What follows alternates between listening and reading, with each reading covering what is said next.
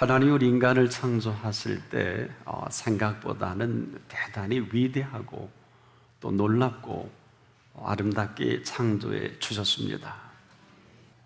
친히 지어놓으시고 보시기에 너무 좋으셔서 그냥 모든 피조물들은 보시기에 좋았더라 했는데 보시기에 심히 좋았더라. 아마 우리 인간들이 무엇을 어떻게 할 것까지도 아신 이러한 창조의 비밀이 아닐까. 그런데 이스라엘 역사 속에 하나님께서 영원한 출애굽을 하게 하실 때 하나님은 대단히 심각하셨습니다. 이때 다짐하신 말씀이 있습니다. 계속해서 이 일을 이어가는 여호수아에게까지도 이 다짐은 이렇습니다. 내가 모세와 함께 있었던 것 같이 너와 함께 있을 것이니라. 내가 너를 떠나지 아니하며 버리지 아니하리라. 여기까지는 하나님께서 친히 하시겠다는 말씀이셨습니다. 그리고 아주 심각하게 너는 강하고 담대하라. 이렇게 말씀하셨습니다. 이런 확연하게 살아계신 하나님께서 하실 일이 있고 오늘 저와 여러분들이 해야 할 일이 있음을 구별해 주신 말씀이기도 합니다.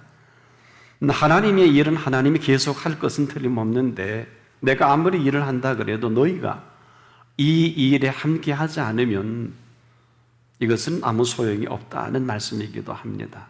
그래서 하나님께서 일을 하실 때 그럼 우리가 어떤 일을 해야 할 것인가? 하나님 우리에게 무슨 일을 시키신 하나님은 사실 아니십니다. 하나님의 일을 하십니까? 하나님의 일은 지금도 하나님이 하고 계시는 것을 하나님의 일이라고 합니다. 여기에 내가 해야 될 하나님의 일을 하는 사람들이 대단히 심각하고도 중요하게 이 명을 따라야 할 것은 하나님이 일하실 때 과연 우리가 무엇을 하는 것이 아니라 강하고 담대하다는 것은 얼마큼 대단하고 비밀스럽고 놀라운 일이 있었기에 이렇게 하라고 하신 것일까? 문제는 이 강하고 담대함을 받는 그릇입니다. 바로 마음입니다. 그런데 사람에게 이 마음처럼 연약해질 수 있는 가능성이 있는 것도 없고요. 또 이 마음처럼 흔들리기 쉬운 이 마음은 또 없습니다. 그런데 이 마음이 주저앉으면 다 잃게 되는 것입니다. 때문에 우리는 지금도 너나 할 것 없이 우리 모두는 그 실세가 마음이 아니면 아무것도 아닌 것을 잘 모르고 살아간다는 것입니다. 그래서 강하고 담대하라는 것은 이렇게 말씀하고 명하신 그분만 지금 심각합니다.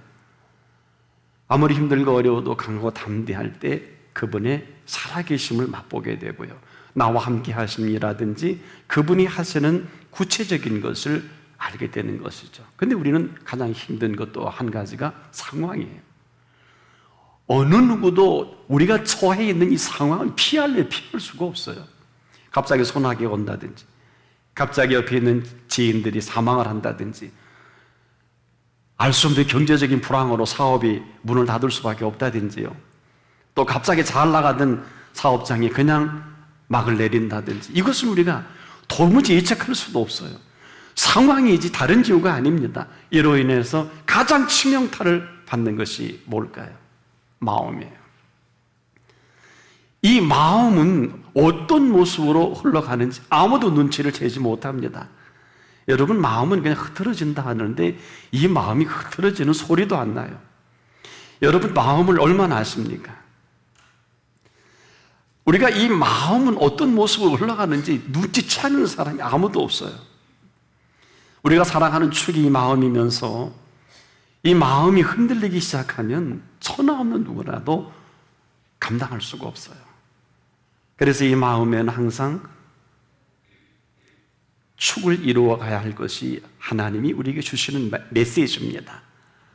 이것이 얼마나 분명하느냐에 따라서 담대함이 생기기도 하고 또한 강함이 생기기도 하는 것입니다. 실제 우리가 살아가는 믿음의 사람의 축은 우리의 마음이 어떠한 마음이고 그 마음이 어떤 말씀이 담겨져 있고 그 말씀이 내게 얼마큼 담대함과 강함을 세워가느냐에 따라서 그 인생과 그 공동체 역사는 달라지게 되는 것이죠. 그런데 우리는 이 사실까지도 알 수 있습니다. 그런데 우리가 소홀할 수 있는 것이 뭘까요? 마음을 소홀한다면 이 모든 것들이 소용이 없게 돼요. 그런데 이 마음으로 움직이는 실세가 어떤 것인 줄 압니까? 근심이에요. 이 근심은 먼지와 같아서 슬며시 스며들어오면 아무도 눈치를 채지 못합니다. 내게 나타나지는 이 근심이 들어와서 휘젓고 만들어낸 작품이 염려와 바로 걱정이에요. 그래서 이미 염려와 걱정이 됐다고 하면 근심이 스며들어와서 만들어낸 작품입니다. 그래서 이 스며들어온 근심이 들어오는 것을 막을 자도 없고 만들어낸 염려도 대신할 자가 없으며 걱정을 사라지게 할 자가 없다는 것입니다. 무서우리만큼 이 틈새를 타고 들어오는데 먼지보다 더 아주 세미한 밑자로서 우리 속에 소리도 없이 오는 가장 무서운 적이기도 합니다. 그래서 그 유명한 셰익스피어는 근심은 생명의 적이다 이런 얘기를 한 일이 있어요. 정확한 간파할 수 있겠습니다. 그래서 이 조금만 방심하면 이 근심이 스물스물 스며 들어와서 아무리 천하 없는 담대함과 강함을 가진 사람 한순간에 무너지게 하는, 본인도 눈치 못 챕니다. 그 마음을 송두리째 흔드는 주범이에요. 자, 이 마음을 흔들어 버린다. 여러분, 이 마음이 어떤 것인 줄 아십니까? 우리가 천국의 시민권, 하나님의 자녀를 뭘로 증거하실래요? 여러분 소리 있나요? 쉽게 세례 증서도 증서일 뿐이에요. 무슨 얘기냐면 마음은 마음으로 믿어 의에 이르는 유일한 채널입니다. 하나님이 역사하시는, 여기서 멈추면 마음으로 믿다 끝나는 사람이에요. 입으로 시인하여 구원에 이르는 것입니다. 이건 엄청난 하나님의 약속과도 같아서 이것을, 이 마음을 송두리째 흔들어 버리면 이 자체도 흔들리게 되어 있어서 구원 자체가 흔들흔들한다는 거예요. 우리만 몰라요. 그래서 이 근심이 무서운 것은요, 이 엄청난 파괴력을 가지고 우리 속에 뿌리째 흔들리는데 나만 모르는 것이죠. 그리고 치고 빠지는 게 근심이에요. 그리고 그 열매가 염려와 걱정입니다. 그래서 이미 내가 거침없이 염려하거나 걱정하게 되면 사실 죄송한데 길이 없어요. 이 뿌리째 흔드는 근심이 시작하는 거 눈치도 못 챕니다. 그래서 우리 인생의 삶의 뿌리를 흔드는 게 근심과 염려와 걱정이다. 근심은 사전적 개념으로 볼 때 이렇게 정리할 수가 있겠습니다. 해결되지 않는 일 때문에 속을 태우거나 우울해지는 현상입니다.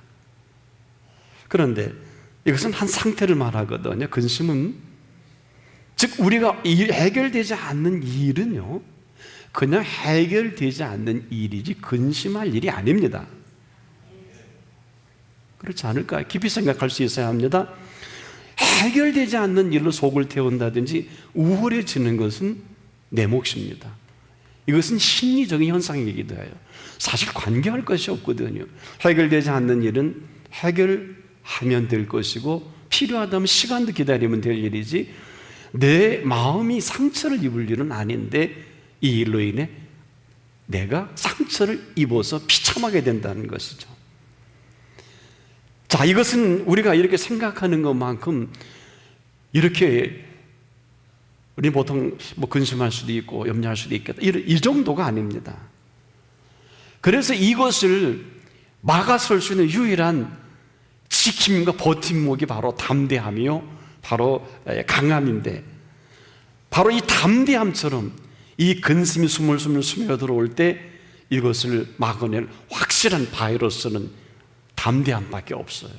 근데 우리가 항상 지내고 나면 담대함이 어때? 이미 염려와 걱정이 들어온 사람에게는 담대함이 힘을 잃어버려요. 이건 스스로 우리가 여러분들이 경험하면서 알 수 있는 것들입니다. 그래서 이 근심이 스며들어왔을 때 염려와 걱정을 함께 가지고 우리에게 이미 엄습해 온 사람은 아무리 담대하려고 해도 마음은 원이로 돼. 이렇게 되고요. 모르지 않기 때문에 이것이 우리에게 좀 힘든 거예요. 강함은 어떨까? 이것도 스며드는 마지막 보루이기도 합니다. 보호막이 강함인데 담대함도 사라지고 강함이 사라져 버리면 우리 속에는 이미 근심이 낳은 열매로 염려와 걱정이 자리를 트는 것이죠. 오늘도 이렇게 앉아 있지만은 오늘 우리에게 들려주는 말씀은 살아있는 말씀입니다. 그런데 이 말씀이 제한적으로 들려오지 않을까요? 오늘 여러분 몇 분은 그럴 거예요. 어느 사모하는 분은 살아있는 말씀으로 전인간적으로 내게 엄습해 오는 것을 경험도 하지만 어떤 분들은 논리적으로 또 아는 말씀이고 또 제한적으로 들어오는 그런 분들이 계실 거예요. 바로 내 속에 이미 염려와 걱정이 또알을 튼 거예요. 근데 이 근심은 아무 정조도 없이 내 속을 휘젓고 다니는 것입니다. 사람이 염려나 걱정이 들어오면 사태는 이미 죄송하지만 성벽이 무너지는 것과 같은 아주 황폐한 마음이 되어버리는 것입니다. 천하 없는 아무리 훌륭한 사람도 하루아침에 여러분들 깜짝 놀랄 만큼 저 훌륭한 리더자가 왜 오늘 저렇게 될까 몰라서 그래요. 이 염려와 걱정이 들어오면 성벽이 무너짐과 동시에 그냥 마음이 황폐해지는 거예요. 그 결과를 우리가 보고 있는 것뿐입니다. 비근한 예로 무리를 걷던 한때에 잘 나갔던 인류 역사의 처음이자 마지막인 베드로가 무리를 걸어요. 잠깐이에요. 빠져들어갑니다. 왜 말씀에 의지했는데 빠져들어갈까요? 이것을 정확하게 예수님이 왜 의심을 했느냐? 의심은 근심과 함께 걱정을 통해 순간적으로 들어오는 의심이에요. 의심입니다 하고 들어오지 않아요. 근심으로부터 오는 것이 의심이에요.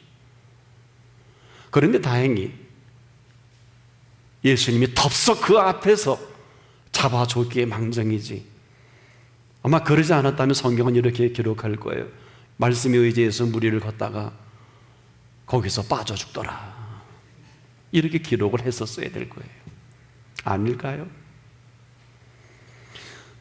분명히 그 능력의 말씀에 곧바로 서 있는데 곧바로 그냥 살려주십시오, 구원해 주십시오, 끝나는 이 일이 바로 근심으로 말미암는 염려와 걱정으로 의심을 가져다 주는 것입니다. 이것은 하나입니다. 내용만 그저 표시만 다를 뿐이지.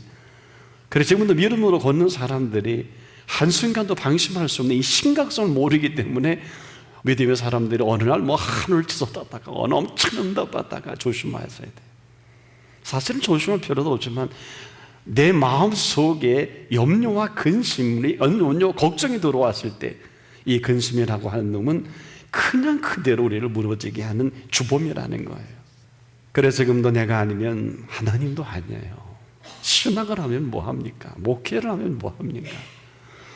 여러분, 예수님 코앞에서 수제자로 인정받아 모든 재물과 모든 실권을 다 얹어준 가룟 유다가 앞에 계신 예수님이 아니니까 아무것도 아니잖아요. 지어스 클라스 포스타의 그 뮤지컬에서는 그렇게 얘기를 하죠. 가룟 유다의 홀령이 왜 내게 진작 부활에 대한 얘기를 안 해주셨습니까? 이렇게 울부짖는 대사는 나옵니다. 사람들이 쓴 이야기니까 그럴 수 있을 것 같아요. 사실은 사실을 몰랐다는 그 핑계도 가룟 유다에게는 피할 수 없어요. 왜 그랬을까요? 근심이거든요. 사실은 돈은 아닐 거예요. 이 근심이라는 것은 천하 없는 사람도 하루아침에 무너지게 하는 실세인 것을 사람들은 모르고 그 나머지 이야기만 계속해야 됩니다. 이 정상이 뚜렷하질 않아요. 치고 빠지는 것처럼 나중에 알게 된다. 특히 일을 하는 사람이라든지 더욱 하나님의 일을 하는 사람에게는 조금이라도 교회 공동체 교사라든지 무슨 일을 하는 사람들에도 스며들어오는 게 이 근심이에요. 근심이 딱 들어오면 한 발 딱 물렀습니다. 그리고 이상한 염려와 걱정으로 논리적으로 들어와요. 누가 이래 저가 저래서. 자기도 몰라요. 전에는 그 소리가 안 들어왔거든요. 근데 굉장히 크게 들려요. 정말 크게 들려야 할 것은 하나님의 말씀이 하는데 이 가운데도 그러면 꽤 많을 겁니다. 근심이 또 알을 튼 거예요. 그리고 한 열매는 염려라는 열매를 맺고 걱정이나 열매를 맺고 아주 자기 자신을 감춰버립니다.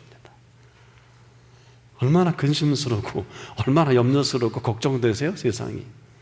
아주 다 합리적이에요. 자식 걱정, 사업 걱정, 남편 걱정, 심지어 선남선녀에게는 결혼 걱정, 그리고 직장인들에게 내일의 미래가 없다는 등 언제 뭐 미래 보고 거기 지치겠나요? 참 우스운 사람들이 너무 많아요. 그렇지 않겠습니까? 일 좀 하는 사람, 중요한 일을 하는 사람들은 하나같이 여기에 자유롭지 못하다는 거예요. 본인만 몰라요. 아예 안 했으면 아마 들어오지 않을지도 모르겠습니다만 눈치도 안 채게 이 가장 미세한 입자를 타고 들어오는 게 이 근심이 나를 사로잡아 버린 이 경우가 이스라엘 백성입니다. 영원한 출애굽이라고 하는 것은 다시 돌아갈 필요가 없기 때문에. 그런데 이스라엘 백성이 가장 광야에서 어려웠던 이 주제가 바로 근심이에요. 절대로 이들 눈치채지 못했습니다. 알지도 못해요. 단지 그들이 당황스럽고 어려웠던 부분이 그 결과를 감당할 수 없고 헤매인 게 40년이라는 말이에요. 그 주제는 두 가지예요. 불평과 원망입니다. 이 결과로 염려와 근심이 들어와 또 하나의 아주 괜찮은 열매를 맺는 게 불평과 원망이에요. 다 순서적으로 오는 거예요. 우리만 몰라요. 결과가 결과인지도 모르고 이들은 똑똑한 줄 알고 그리고 맞는 줄 알고 이 불평과 원망에 노출되는 이 모습은 사실은 방사능에 우리가 노출이 되거나 유출이 되면 그건 사실 길이 없죠. 치료약이 없지 않겠습니까? 그러나 이 핵폭탄보다 더 무서운 이 위력이 근심인데 이 근심이 들어오면 무참히 희생되는 것입니다. 와서 만들어 놓은 이 열매는 불평과 원망인데 이 불평과 원망의 세력은 어느 정도인 줄 아십니까? 방사능 피해로 우리가 불구자가 되고 그래도 살아있기만 하면 구원을 얻을 수는 있어요. 그러나 이 원망의 폭탄과 이 불평의 폭탄이 우리 가운데에 들어오면 인류는 회생 불가능한 사실을 역사를 통해서 우리가 발견되어지는 것이 이스라엘 백성들의 끝장입니다. 이들에게 폭탄보다 더 강력한 광야에서 망한 폭탄이 불평과 원망의 폭탄이에요. 그러나 다는 아니에요. 이 가운데 두 사람 여호수아와 갈렙은 관계 없었던 사람들이기도 합니다. 이 두 사람은 어떤 사람들일까요? 무슨 대단한 훈련을 받았거나 이 사람들은 대단한 무슨 처방과 뭐 탁월한 뭘 준비된 사람들은 아닙니다. 성경은 이들의 모습을 이렇게 기록을 합니다. 민수기 24장 24절에 보면 그러나 내 종 갈렙은 그 마음이 그들과 달라서 나를 온전히 따라서인지 그가 갔던 땅으로 내가 그를 인도하여 드리려니 그의 자손이 그 땅을 차지하리라 이렇게 얘기합니다. 그 마음이 그들과 달라서 이렇게 얘기합니다. 마음이 다르다는 것이지 무슨 대단한 무슨 경륜이나 무엇을 쌓거나 무엇을 필요로 했던 것은 아니에요. 그들의 마음이 어떤 마음일까요? 하나님의 마음을 잘 읽어내려간 그들입니다. 여기에 무슨 뭐 학력이 필요합니까? 경력이 필요합니까? 조건이 필요합니까? 대단한 판단력을 요구하는 것이 아닙니다. 뭘 모른다는 것이 아니에요. 마음이에요. 이스라엘 백성들이 한다고 하는 것은 어떤 것이었습니까?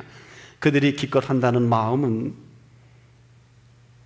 염려와 걱정으로 근심을 통해 들어온 열매가 불평과 원망을 만들어내다 보니까 불평을 하세요. 그들이 하는 불평은 하나님을 평가하는 죄입니다. 이렇게 무서운 죄예요. 그들만 몰라요. 이 하나님을 평가한다면 오늘도 살아남을 사람은 없을 거예요.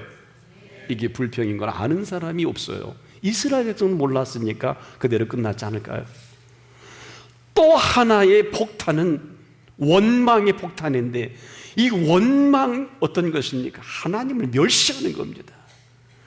이 하나님을 멸시하는 이 죄로 끝간데 없이 끝나는 것이 원망이에요. 죄송한데 두 사람만 빼놓고 모두 이 불평의 무서운 폭탄과 원망의 폭탄으로 회생불능입니다. 원자 핵폭탄보다 더 무서운 이 사망의 폭탄에서 자유롭지 못했던 이스라엘 백성입니다. 주범은 근심이에요. 그런데 이 심각성을 가장 잘 간파하시고 정확하게 아시는 분이 한 분 계세요. 예수 그리스도이십니다. 너희는 마음에 근심하지 말라. 이 명령할 수밖에 없어요. 조와 동사뿐이지 않습니까? 그리고 명하신 거예요. 너무 급하니까 거두절미하고. 다른 사람은 몰라요. 여러분 근심 안 하는 분 한 번도 없잖아요. 그런데 예수님만 심각하신 거예요. 이 근심의 폭탄에 자유롭기 전에는 아무것도 아니에요. 예수님이 아무것도 아니에요. 언약이요? 아무것도 아니에요. 병 고치는 거에 아무것도 아니에요. 열문도 병자도 고쳐주신 일이 있잖아요. 9은 어디 갔느냐? 그 다음 기록은 없어요. 한 사람만이 살해함으로 유일하게 구원을 그에게 선포해 줄 수 있었던 것입니다. 이 근심이라는 것은 이스라엘의 장정만 60만이요 남녀노소 합하면 수백만은 될 것입니다만 다 초토화가 됩니다.